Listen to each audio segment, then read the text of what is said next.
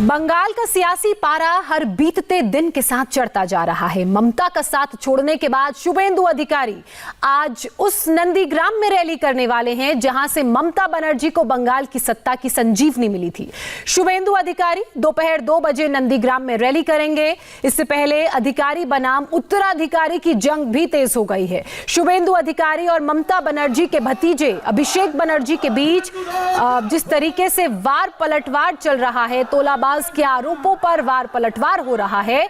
अभिषेक बनर्जी ने वसूली के आरोपों को साबित करने की चुनौती देते हुए बीजेपी नेता पर आरोप लगाया, तो वहीं शुभेंदु अधिकारी ने भी ममता के सियासी वारिस पर पलटवार किया। इस बीच बंगाल की पॉलिटिक्स में अपनी उपस्थिति दर्ज कराने की कोशिश में लगी कांग्रेस और लेफ्ट भी सीट का फॉर्मूला तय करने में जुटे हैं। तो बंगाल में दीदी के उत्तराधिकारी वर्सेस अधिकारी की जो जुबानी जंग चल रही है, उसी के मद्देनजर आज आपको बता दें कि शुभेंदु अधिकारी उस नंदीग्राम में रैली करने वाले हैं जहां से ममता बनर्जी को बंगाल की सत्ता की संजीवनी मिली थी। बैटल ऑफ बंगाल में शुभेंदु अधिकारी आज नंदीग्राम की रैली में ममता पर वार करेंगे। हम आपको शुभेंदु की ललकार दिखाएंगे। उससे पहले बात ममता के भतीजे अभिषेक बनर्जी की करते हैं। तोलाबाज, भ्रष्ट और कमीशन खोर जैसे आरोपों का सामना कर रहे ममता बनर्जी के भतीजे अभिषेक बनर्जी दक्षिण दिनाजपुर में एंग्री यंग मैन बन गए। अभिषेक ने कहा कि कोई आरोप साबित कर दे तो वो फांसी पर चढ़ जाएंगे। बांग्ला रक्त दीते पहले ये रैली देखिए, बांग्ला जीवन दीते प्रस्तुत, रैली की रंगत देखिए। आपनारा माथा নত करो, आपनारा चान ममता बनर्जी और रैली में आई भीड़ का रेला देखिए। मातृशक्ति, नारी शक्ति, स्वामी जी बोलेছিলেন। बैटल ऑफ बंगाल की ये भी एक रंगत है। सत्ताधारी तृणमूल की जनसभा है। जनसभा के हीरो थे ममता बनर्जी के भतीजे अभिषेक बनर्जी। तृणमूल ने रैली में जुटी भीड़ के शॉट्स अपने साधनों से बनाए। रैली को सोशल मीडिया पर लाइव भी किया गया। ये दक्षिण दिनाजपुर में टीएमसी का शक्ति प्रदर्शन था। ঢুকে গেছে बीजेपी এখন চোরের দলে পরিণত হয়েছে। प्रदर्शन को पार्टी ने प्रदर्शन की तरह लिया और जमकर शक्ति प्रदर्शन किया। इस रैली में पहली बार ममता बनर्जी के सांसद भतीजे अभिषेक बनर्जी ने, जिन्हें उनका उत्तराधिकारी भी माना जा रहा है, अपने ऊपर लग रहे आरोपों का करारा जवाब दिया। अभिषेक यहां तक बोल गए, अगर उन पर भ्रष्टाचार के आरोप साबित होते हैं तो वो फांसी चढ़ने को भी तैयार है। আমাকে আক্রমণ করছে, বলছে তোলাবাজ ভাইপো হটাও। আমি বলেছিলাম, এখানে ক্যামেরা আছে, আবার বলছি যে আমার তোলাবাজি যদি কেউ প্রমাণ করতে পারে কোন রকম দুর্নীতির সাথে আমি বিন্দু মাত্র জড়িত, আমার পিছনে ইডি সিবিআই লাগাতে হবে না, একটা ফাঁসির মঞ্চ করবেন, আমি গিয়ে মৃত্যুবরণ করব। এত বড় চ্যালেঞ্জ দিয়ে গেলাম। আমি অন রেকর্ড বলে দিয়ে যাচ্ছি, প্রথমত এদের নাম নিয়ে কথা বলার বুকের পাটা নেই। ভাব বাচ্চা কথা বলে ভাইপো, কারণ ভাইপো বললে তো মামলা করা যায় না, নাম নিয়ে কথা বলতে পারে না। আমি তো নাম করে বলেছি, আমি আজকে আবার বলছি, কৈলাস বিজয় বর্গীয় বহিরাগত। আমি নাম করে বলছি, কৈলাস বিজয় বর্গীয়র ছেলে আকাশ বিজয় বর্গীয় গুন্ডা। আমি নাম করে বলছি, দিলীপ ঘোষ গুন্ডা। আমি নাম করে বলছি, অমিত শাহ বহিরাগত। আমি নাম করে বলছি, বিজেপির দিল্লির নেতারা বহিরাগত। তোমার বুকের পাটা থাকলে, ক্ষমতা থাকলে আমার বিরুদ্ধে মামলা করো, আমাকে জেলে ঢুকিয়ে দেখাও কে সত্যি বলছে আর কে মিথ্যা বলছে। अभिषेक ने इस सभा में बीजेपी पर भी चुन चुन कर हमला बोला। अभिषेक ने यह एहसास कराने की भी कोशिश की कि बीजेपी उनके लिए हमेशा बाहरी रहेगी। उनके सांसदों और विधायकों और मंत्रियों को बीजेपी लालच देकर अपनी पार्टी में ले जा रही है। जो लोग टीएमसी छोड़कर बीजेपी में जा रहे हैं वो सब के सब भ्रष्ट हैं। ভোট নেওয়ার সময় আসবে, বলবে পদ্ম ফুলে ভোট দিন, সবকা সাথ সবকা বিকাশ। আর তারপর কি দেখবেন, চোর ছেঁচোর চিটিংবাজ চোর ডাকাত সব পাল তুলে বিজেপিতে ঢুকে গেছে। বিজেপি এখন চোরের দলে পরিণত হয়েছে।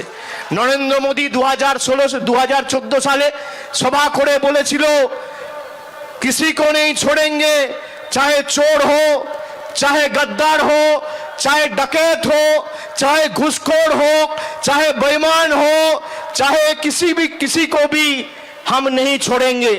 আজকে সত্যি কথা বলেছিল, তার কারণ চোর ছেঁচোর ডাকাত কেউ ছাড়া পায়নি, সব দল বেঁধে বিজেপিতে ঢুকে গেছে। এই হচ্ছে ভারতীয় জনতা পার্টি। दक्षिण दिनाजपुर के गंगारामपुर की यह सभा इसलिए भी अहम थी कि यहां तृणमूल को काफी गेन करना है। दक्षिण दिनाजपुर में 6 विधानसभा सीटें हैं, जिनमें से टीएमसी के पास सिर्फ 2 हैं, जबकि आरएसपी के पास 2, कांग्रेस के पास 1 और 1 सीट सीपीएम के पास है। दक्षिण दिनाजपुर में दीदी के भतीजे का शक्ति प्रदर्शन तो पूर्वी मिदनापुर में शुभेंदु दादा का शक्ति प्रदर्शन। बेहद शॉर्ट नोटिस पर हुए इस कार्यकर्ता सम्मेलन में भी भीड़ पर्याप्त थी। कार्यक्रम के दौरान टीएमसी कार्यकर्ताओं की बड़ी संख्या बीजेपी में शामिल हुई।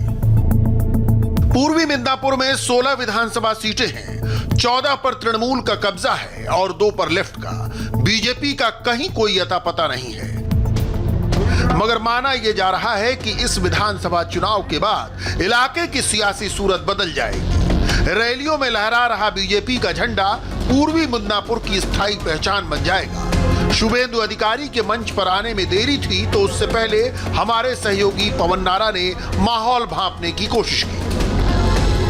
इस वक्त हम ईस्ट मिदनापुर इलाके में है। यहाँ बीजेपी की एक भी सीट नहीं है, लेकिन आपको यहाँ इस तरह के झंडे जरूर दिखाई देंगे। यहाँ पर बीजेपी का एक कार्यक्रम है, जिसमें तृणमूल कांग्रेस से कुछ लोग बीजेपी में शामिल होने वाले हैं। इस पूरे जिले में 16 विधानसभा सीटें हैं, जिनमें से 1 सीट सीपीआई, 1 सीपीएम और बाकी 14 सीटें तृणमूल कांग्रेस के पास हैं। यानी तृणमूल का गढ़ है, वहां पर बीजेपी का प्रोग्राम है। हमारा सबसे सवाल होगा कि क्या तृणमूल के गढ़ में बीजेपी सेंध लगाने में कामयाब होगी, और क्या ये लगे हुए झंडे और जुटी हुई भीड़ बंगाल में बदलाव की, बयार की कहानी कह रहे हैं। क्या लग रहा है आपको अब की बार चुनाव में किसका दम लग रहा है? ममता दीदी ना ना, क्यों?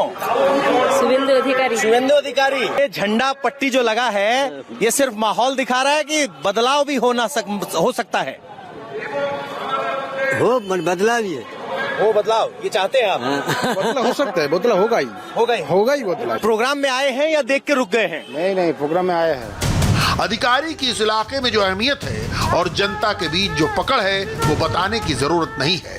अधिकारी ने आते ही ममता बनर्जी पर हमला बोला। আর যত স্কিম মোদিজি করেছেন নাম সব পাল্টে দিয়েছে। আমাদের হজম করতে হতো, চুপ করে বসে থাকতাম।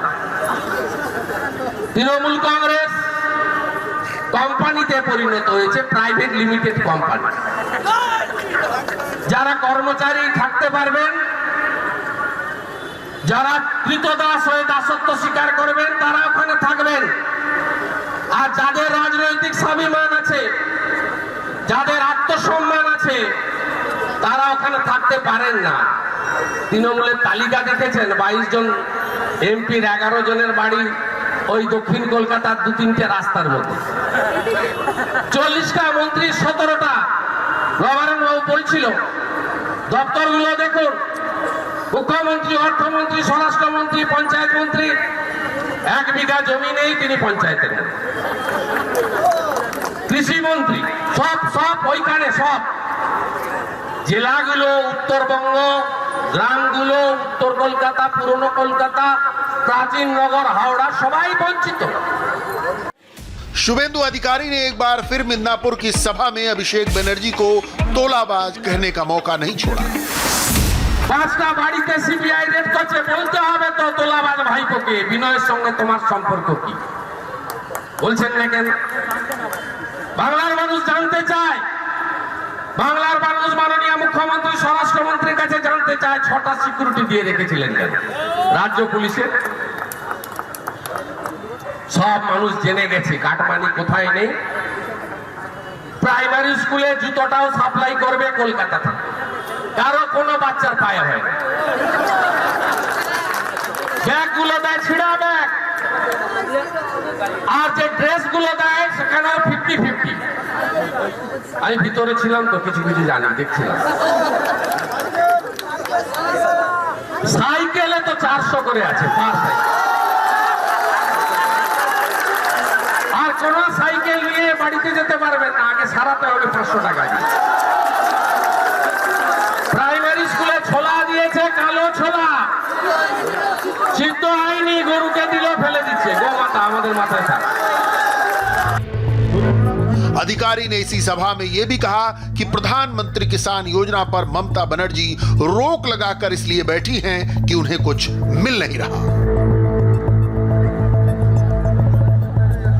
ये ममता बनर्जी और शुभेंदु अधिकारी के बीच जारी गुरिल्ला वॉर है। सियासत में चूहे बिल्ली और लुका छिपी का खेल नहीं होता, वार पर पलटवार होता है। और बुधवार की रात शुभेंदु अधिकारी ने नंदीग्राम में लीड ले ली। कोलकाता से शुभेंदु अधिकारी रातों रात नंदीग्राम पहुंच गए। शुभेंदु के आते ही नंदीग्राम में उनके स्वागतम में नारे गूंज उठे। शुभेंदु दास स्वागतम, शुभेंदु दास स्वागतम, शुभेंदु तो तुम्हें लड़ाई करो नंदीग्राम मानुस तौरी আছে। सूरज की पहली किरण फूटने से पहले शुभेंदु ने नंदीग्राम के शुरुआती शहीदों की समाधि पर माल्यार्पण किया। शुभेंदु के यहां आने की सारी तैयारियां गुपचुप कर ली गई थी। शुभेंदु के बेहद करीबी और विश्वसनीय लोगों को ही इसकी जानकारी थी। वजह साफ थी कि कहीं उनको ममता की पुलिस और प्रशासन रास्ते में ही न रोके। शुभेंदु का नंदीग्राम आना ममता को एक चैलेंज था।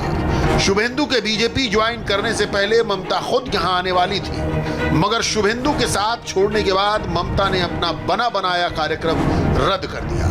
शुभेंदु ने तब कहा था, ममता अगर 7 जनवरी को जाती हैं तो मैं 8 को वहां जाऊंगा, मगर इसकी नौबत नहीं आई।